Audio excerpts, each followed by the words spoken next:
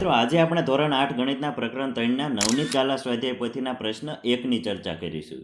તો મિત્રો અહીંયા તમારે આપેલ દરેક વિધાન સાચું બને એ રીતે ખાલી જગ્યા પૂરવાની છે.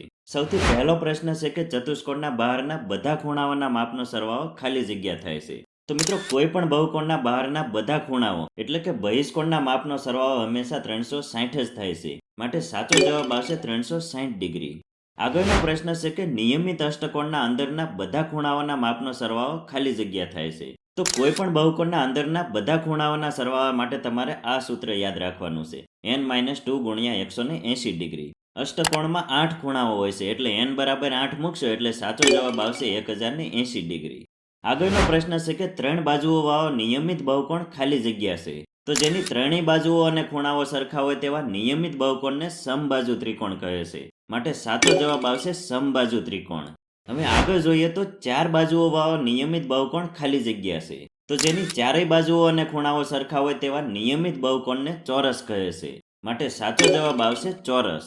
આગળનો પ્રશ્ન છે કે 8 બાજુઓ વાળો નિયમિત બહુકોણ ખાલી જગ્યા છે. તો જેની 8 બાજુઓ અને ખૂણાઓ સરખા હોય તેવા નિયમિત બહુકોણને અષ્ટકોણ કહે છે. માટે સાચો જવાબ આવશે અષ્ટકોણ. હવે આગળ જોઈએ તો ચોરસના દરેક બહિષ્કોણનું માપ ખાલી જગ્યા છે. તો મિત્રો કોઈ પણ બહુકોણના બહિષ્કોણના માપનો સરવાળો હંમેશા 360 જ થાય છે. હવે ચોરસમાં 4 બહિષ્કોણ હોય છે. માટે 360 ભાગ્યા 4 કરશો એટલે સાચો જવાબ આવશે 90 ડિગ્રી.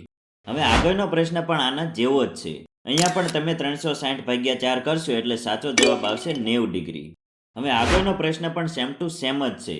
પણ અહીંયા તમને ષટકોણ આપેલો છે માટે તમારે 360 ભાગ્યા 6 કરવું પડશે. માટે સાચો જવાબ આવશે 60 ડિગ્રી. હવે આપણો છેલ્લો પ્રશ્ન છે કે ખાલી જગ્યા ચતુષ્કોણમાં સામસામેની બાજુઓની માત્ર એક જ જોડ સમાંતર હોય છે. તો મિત્રો સમલંબ ચતુષ્કોણમાં સામસામેની બાજુઓની માત્ર એક જ જોડ સમાંતર હોય છે. માટે સાચો જવાબ આવશે સમલંબ.